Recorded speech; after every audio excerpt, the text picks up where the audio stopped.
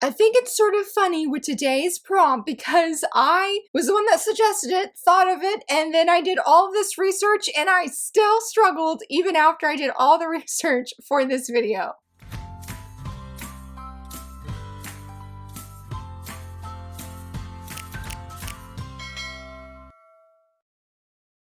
Hello friends, happy Wednesday. So very excited that you're here. It is Top 5 Wednesday. Gonna be another fun week of books and manhwa. I mean, I have manga for sure, but I feel like today is like a manga slash manhwa edition because I have quite a few manhwa on this list. At least it felt that way. More so than usual, I feel. But in case if you're not familiar with Top 5 Wednesday, in a nutshell, basically each week I answer a prompt using 5 books, but in this case I do manga to reflect the said prompt. And today is married couples. Shout out to my Patreon and channel members who were really, when I proposed, hey, here's some prompt ideas that I have, they got really excited for this one. And if you would like to vote or suggest different prompts, the sign up link for the Patreon and channel members is down below. And the reason I chose married couples is because it's National Marriage Week, and I thought that was really exciting. It'd be a great time to talk about couples that are married that we absolutely love in fiction. These could be like the main characters, these could be like side characters, these could just be married couples in general in fiction. Now, I made one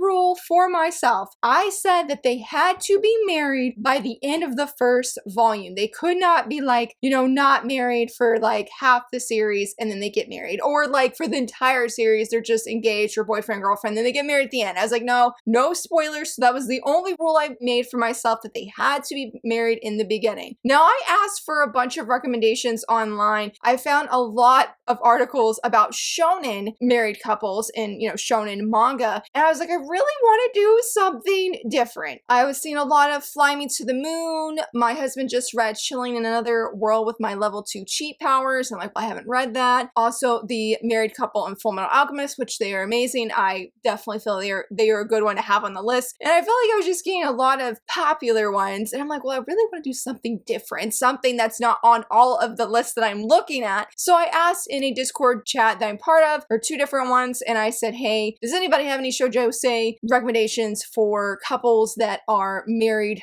you know, by the end of volume 1, or even if it was seinen and shonen. And I got a few, and I wasn't able to check out as many as I wanted because my husband got sick with COVID, and then my oldest got sick with COVID, and hopefully, thankfully, everybody's okay. Hopefully it will continue. Nobody else gets sick with it. So I didn't have as much time to read this past few days as much as I wanted to. I did check out Something's Wrong with Us, and look, I couldn't do it. I like it up to the point where the guy locks the girl in the closet to punish her, and I couldn't get behind it. I was like, nope. I was like, this is going across the line that I'm not excited for this romance. They may be a married couple very early, but no. And it's hard because I feel like the covers of the series later on are really nice, and I feel like there's a totally different non-toxic dynamic compared to the beginning that seems like there is. So I just couldn't do it, and I feel like some of the other shoujo josei manga I was seeing, a lot of them seem to be more on the like smutty side, and I'm like, well, that's not necessarily my cup of tea either. So I said, you know what, we're gonna look through my reading journal and see what I have, and we're gonna go with those couples. We're gonna go with them and flip it through, and I was like, I don't have anything, but let me pause. Let me go and start off with number 1.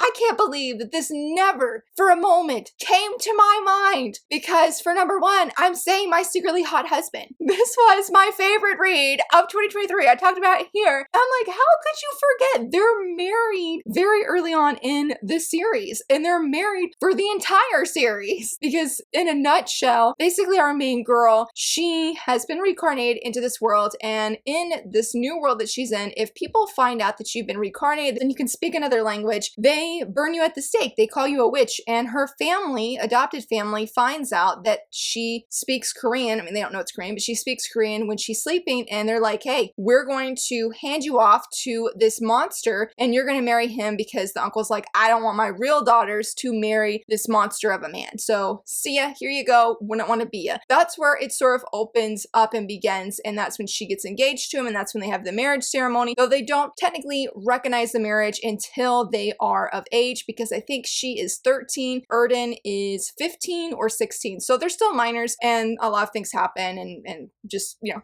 other things, but literally the opening pages of the series is them being in a carriage, them talking, and he's like, I'm sorry to tell you, like Ern's telling her this, he's like, I'm sorry to tell you I lost the divorce papers. And she's like, oh, that's so horrible. And we see from her point of view, in her mind, she burned them. She burned them because she genuinely loves Erden so much. He's very, very handsome. The thing is he has a curse placed upon him where he thinks he is hideous, and he wears this mask more or less too so that she can't see how hideous he is, but she can see the real him. That's all I'll say. It's their story of them overcoming this curse together, a lot of fraud that takes place that our main girl is initiating, and them being this massive power couple throughout this whole series. I love it so much. When I was rereading it, I was like, this is so good. I mean, I knew it was so good, but it was just so nice to come back to these characters and see the development in the beginning and how they grow as a couple and grow as individuals. There are a lot of really fun elements to the story. I would highly recommend it. I'm very stoked that not Seven Seas, I don't know why I have that in my brain, that Eyes Press is giving it to us, and physically this, I think either this year or next year, I'm going to be getting it because this would be a low-key my third reread of this manhwa, not through the whole straight thing, but just different parts and different chapters that I super duper enjoyed. It's like I reread their first kiss, I was swooning and excited. It's just so very good. So they are definitely a married couple right from the beginning. I mean, what, maybe like after 3-4 chapters, that's when you're seeing the marriage ceremony and that they are wife and husband. It's so good. Highly, highly recommend. Now, going back to the recommendations that I got, I couldn't believe I forgot about this one as well. So for number 2, I am saying Get Papa Daddy at Work and at Home.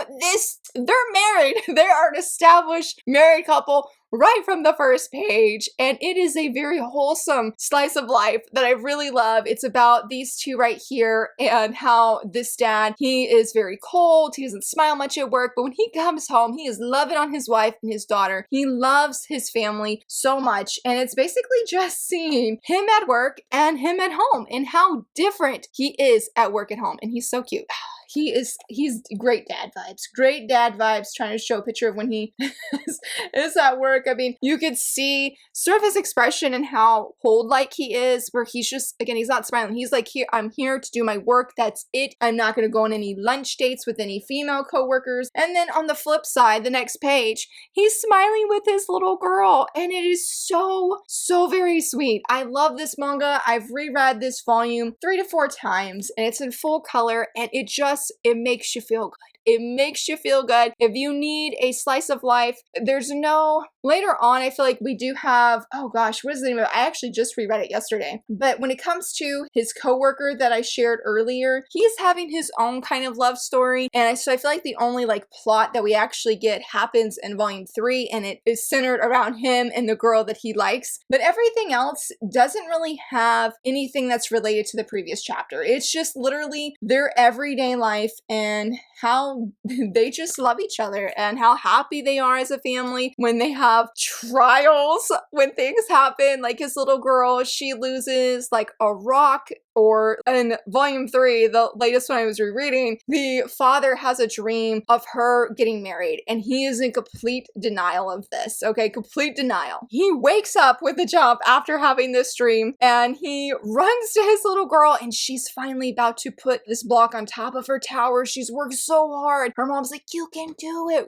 whispering to her and everything. He comes and hugs her, knocks the whole thing down. She's like, I hate you, Daddy. I can't believe you did that. And he's devastated because he just had this horrible dream that she basically did the same thing when she was married in his dream. But then they apologize later, and she's like, I really love you, Daddy. I'm sorry. And he's like, I'm sorry too. And it's sweet shenanigans like that. Just sweet shenanigans of family life. We see the grandma and the papa, they come in too, and they have a really sweet blushy moment that I was like, I didn't know my heart could swoon over a couple of grandparents, but here I am swooning over them. It is a very, very wonderful read. And I'm so glad that somebody reminded me, this is a great recommendation. I'm like, this is a great recommendation. I have it. I've reread this manga quite a few times. I cannot wait for volume 4. It's so cute. I'm gonna leave the cover here because it's just very precious and very wholesome. And again, I would highly recommend this. For number 3, this is one that's been on my radar. I have been meaning to come back to it for so long, and I think it was like Sunday night, I was like, you know what? I've been thinking about this prompt for weeks, okay? 4 weeks. And I was like, you know, we're gonna go back and we're gonna read more of this story. And that is maybe meant to be on Webtoons. I believe it's a manhwa, and oh my goodness, the last time that I read more of this series, because I've been binge reading it when I'm sick, and so the last time I read it, I know it was like 2, 3 a.m. in the morning. I was extremely sick, couldn't sleep. And I was like, you know what? We're just gonna binge read Maybe Meant to Be. And I love this story. It is so very funny. The premise is our main girl, Gia, she's like 32, 33. She lives at home. She's a freelancer, but she's out of work, and her parents are like, you need to go get married. And so she goes out of her house, or like the place that they live. She goes to have a smoke. Who does she run into? Her childhood friend. And he's in the same boat. His mom is super pressuring him to get married. She's like, you're going to sign up for this dating website, go meet your perfect match, and then you're going to get married. Gia, being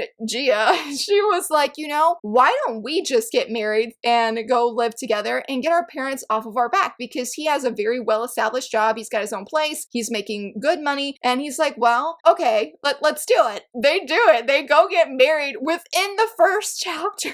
It's their story of them being now a married couple, them having their like day-to-day lives. I read maybe like 5. I'm still behind. I'm not fully caught up yet, but I think I read 6 to 7 chapters the other day. I burst out laughing so incredibly much when reading that I was like, I really hope I'm not waking up anybody in my household right now, because Gia is an absolute blast. I feel bad because I know who the guy is, and I say his name wrong every single time. I call him Michelangelo in my brain, and I know that no, his name is this right here. I've added so many extra letters, extra syllables to his name, and I feel bad. And what makes them a really fun married couple is not only because they were childhood friends, so they already have that like established connection, even though they were never romantic. Gia is like a delinquent. She dyes her hair. She smokes and stuff. I remember how she like ran into her childhood friend because he doesn't smoke. He's a hardcore gamer who but he deeply cares for his muscles. He's more on the nerdy side, because he's just, I don't know, I guess I feel like it would be true in this sense, but he's super buff. Gia is just the complete opposite. Very lazy, very slavish, very quick to say her mind, quick to fight, so to speak. And I have really enjoyed seeing them together because they're both starting to have feelings for each other. They're sort of in denial of it, and they even write up this contract when they're living at home as a married couple, okay? They have this contract about saying what they will, what they won't do and such. You know how things go, because they're living together. They are married, and they do have a shared kiss a few times, and it's just so good. In the last chapters that I was reading, the mother-in-law comes, and she's like this super strict teacher that didn't like Gia when they were growing up. So she's got to prove to her mother-in-law that they are a happy couple who are deeply in love with each other. And so Gia realizes that his mom doesn't like romantic things. So when they act lovey-dovey, her husband's mom gets really uncomfortable, and Gia pulls out all of the stops. And I'm just like, oh my gosh, the lengths that she goes to make her mom uncomfortable, or her mother-in-law uncomfortable, in the sense just so she can show and prove that they really do love each other. They really love each other. And I feel they do. They're getting there. It's just very fun. A very fun read that I would highly recommend if you're looking for childhood friends to lovers and a married couple established right from the beginning. If you're looking for a gamer ex-delinquent kind of romantic story and plenty of fun shenanigans. I really love the cast of characters. I feel like the side characters really early on in the story that they had their own thing that was sort of going. We haven't seen them the same way that we did for those few chapters. It was really nice though. But I hope that they come back. I hope that they come back. So it's very fun. I deeply enjoyed coming back and rereading it because I just forgot how much I laughed, and the art is really great as well. And I'm like, I need webtoons with their publishing company, Webtoons Unscrolled, I think is what it's called. I need them to print this. This is probably my most anticipated manhwa from Webtoons that I deeply want to see published. It's so good, and I think a lot of people would really, really enjoy it, especially if you're looking for a like rom-com. It's great. It's great. Please go read it. I highly recommend it. For number 4, I am so excited to do this or feature this couple. I love them, and anytime that I can have the chance to talk about this manga, I'm gonna take it. And I was like, you know what? We have not talked about it in a while. We are taking it, and I'm gonna say the married couple from Queen's Quality. They're not on the cover, but that is Koichi and Mutsumi. I think that's how you say her name. But it is Kyutaro's older sister and his brother-in-law, and I love them. Their interactions are so adorable when they're not in, oh my gosh, you know, when they're not fighting like they are right here and they're battling and stuff. They are so precious together. The way he loves his wife so much, and she looks really amazing here and just like totally slaying. But when she's not here, she looks silly, and I don't think there's a really good picture of her that is here for me to show. There's not, and I don't think it's going to come up, but you could sort of see right here. You can see her eye. That's usually how her eyes look like. She looks sort of crazy. It was a really interesting first impression that she had, or Fumi had, of her because of how they meet. But they can kick butt. They can kick butt. They're one of my favorite characters in Queen's Quality, and I was like, I'm gonna feature them today because I really feel like they have this relationship that is so confident in the other person and how they love each other so deeply and they trust one another. When I was rereading volumes, trying to find some panels of them. I think it was volume 14, where when they're side by side and he's like full on believing her. I don't remember the exact words. And vice versa. Like, she knows he's going to get the job done. She knows he is just going to give 100% of his all. And they do that together romantically and unromantically, you should say, like when they're fighting and when they're in battles and whatnot. And it is just so great. They are so great. Not it. They are so great. And I really love seeing when they shine together and how they really care for Kyutaro and Fumi and how they really are just these wonderful guardians that watch over them, because I don't believe that they have any kids of their own. I don't think. But it even seemed like their backstory and how Koichi has struggled and how she's there for him, encourages him and supports him and gives him just that support that he needs when we're finding out things as a reader. But I was about to repeat myself, I was about to say it was really great, but I feel like I'm struggling to say more about them because they're not the main couple. They're just side characters. I don't mean that as a knock to them, but they're side characters who are aiding Fumi and Kyutaro. But when they're on page, I really, really love them. I love seeing them shine, especially when they are together, like in this, and how really do how much he loves his wife. And I feel like she's lovey-dovey with him, but not in a public setting. Like, because she even tells him, she's like, I'm gonna lecture you later. Yeah, because she calls him asking everything is good, and he's like, yeah, everything is great. I love you so much. See you soon. And she's like, expect a lecture later. So I love them, and I wanted to feature them because I think they are another power couple who just show what a wonderful relationship is, and having trust in the other person and loving that person unconditionally. They are amazing. Highly recommend Queen's Quality. I do have a review if you'd like to check out more. It does get dark, but the characters are amazing. They make this story worth it. When I was trying to find pages, I was getting closer to volume 17, and I sobbed when I read volume 17. And I was like, nope, time to close it because I don't want to cry for this video. So yes, Kyutaro's sister and his uncle, they are the power couple that I'm going to feature for number 4. Now for number 5, I am also featuring a side couple, and they are very much side character. Like, they are not extremely prevalent through the whole series, but that definitely doesn't change my love for them. And I'm going to say the married couple that runs the restaurant in Yusatoki Rhetoric. I'm featuring volume 2 because there was a mystery that centered specifically around them at their restaurant that they run in this series. So here is the wife right here, and she's so kind to Kaneko. I really like her. And the husband, who's really angry right here. And that's the thing, he's like always pretty angry. Like, here's a better picture of him where he looks a little bit less angry. But the reason I wanted to spotlight them, and maybe they would be better as an honorable mention, but I wanted them purposely to be in the top 5 because when I did my reading wrap up last month, I said that Yusatoki Volume 5 was my favorite volume, favorite thing I read last month. And the reason for that is because I mentioned I had a sense, a feeling of coming home when reading that volume specifically. I felt like it was because of our restaurant owners, because they do make a comeback in Volume 5. And I really love them. I really love how just right from the beginning, they have embraced Kaneko. They look out for her, they respect her, and they trust her and believe her and do what they can to help her as she's being a new person, like in their town, in their village. And so I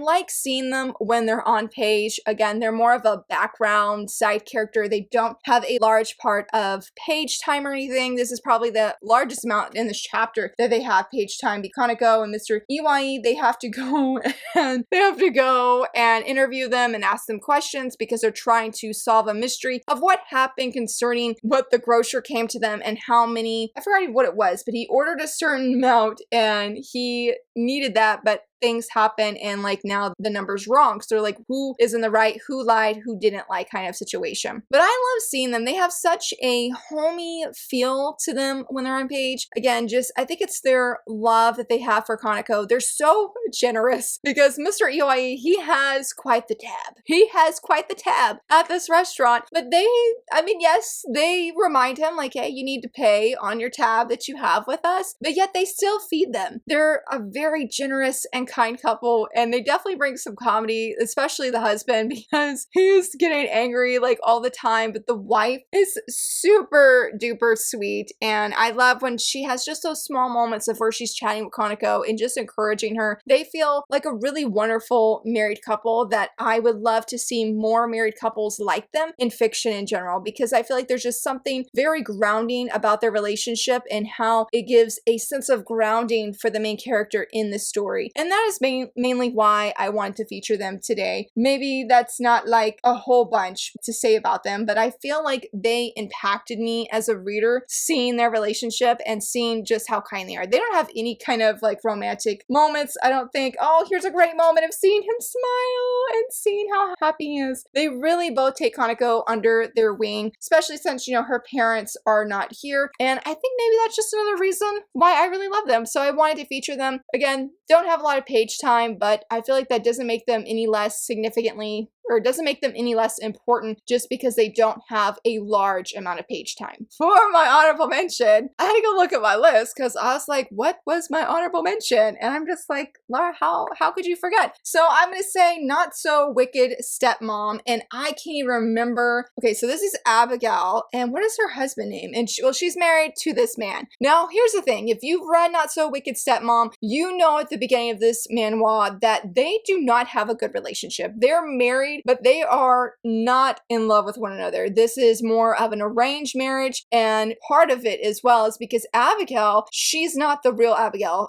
She was a clothing designer for children, and she passes away in her real life, and then she's reincarnated as Abigail, who is sort of like the wicked stepmom from Snow White. Like, this is Snow White, so to speak, and Abigail, though, loves her so much. She's like, my daughter is so precious, she's so cute, she's so beautiful, she loves her, but the real Abigail hated her. And so Abigail now, as this new person, is really different. And why I wanted to feature this one is because the efforts that she is taking to connect with her husband, even if she's like, we don't fall in love, even if we don't have a romantic relationship, I want you to be a better dad. And I guess for this married couple, it's more focusing on parenting and being involved in your children's lives. And I have really thrived as a reader seeing that unfold in this series. It's only getting better. And because I read the light novel of this, I did a review, but the light novel is not available on Amazon anymore. But if you're interested in checking it out, you can. So I know what's coming next. And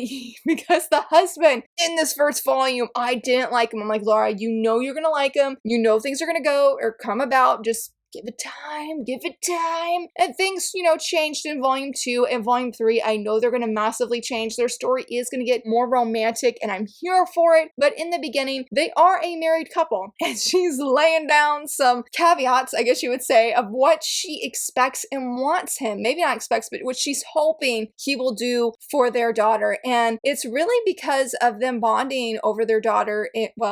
I mean, it's more Abigail, but it is because of their daughter that they slowly become closer to one another and how they start to depend on one another and trust one another. It's very, very, very good. Even if this first volume, you'd be like, Laura, like, why in the world did you even spotlight them? It gets better. It gets significantly better. Cannot wait to see them romantically involved, because from what I read the light novel, it stops right when that romance is starting to bloom. And I'm here for it in this manhwa. I can't wait to see what happens next. Now, I will say, just as a joke, I can't tell you how many times I wanted to say the remarried empress, but I could not bring myself to talk about Navier and the emperor because he is dirt, he is trash, throw that man in the trash can. Oh, he frustrates me. And I was like, I just can't. Our Queen Navier, she deserves so much better than that man, so much better than him. But I just wanted to mention that because they technically are a married couple, but not for long. Not for long. So anyway, those are my picks for today for married couples. I hope you enjoyed my picks, and I would definitely love to hear from you. What are some married couples that you love in fiction? I feel like it's hard to